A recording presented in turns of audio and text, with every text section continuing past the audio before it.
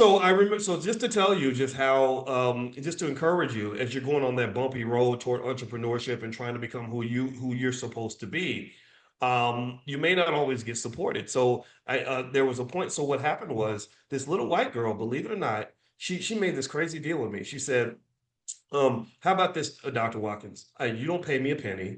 She said, but if I can get you a national TV interview on a network that has over 1 million viewers, you give me $5,000.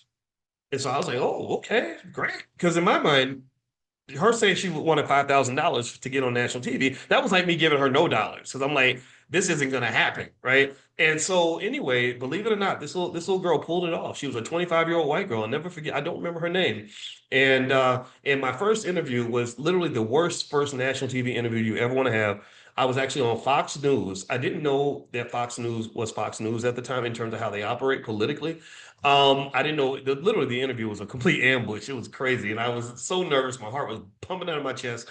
Hillary Clinton, or no, not Hillary Clinton. Donald Rumsfeld, the Secretary of Defense, was on right before me. So this was way out of my league in terms of me being ready for it. And I got through it and it was fine. And so anyway, when I started to do that, then other things happened. Fox News followed by CNN, stuff like that.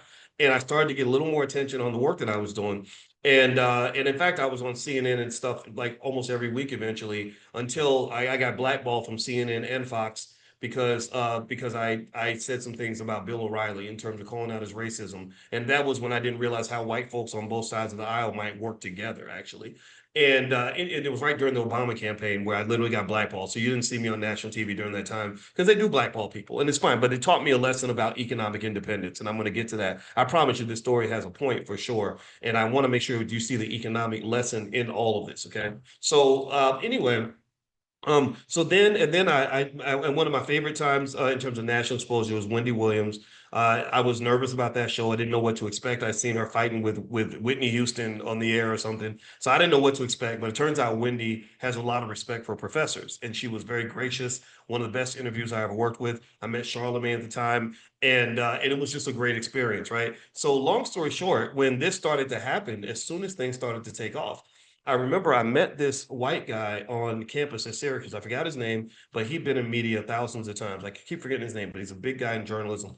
And he said that in my last job, the minute I became successful was the year I got fired.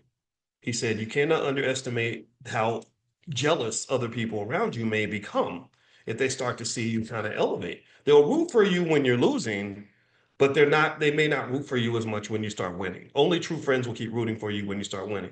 Anybody ever seen that? Anybody ever go through that before? Where you got like a best friend and you don't even realize that your best friend is competing with you or that they're comparing themselves to you. And suddenly you're happy. You found what you want. You found that great relationship. You found that great job. You got that great business going.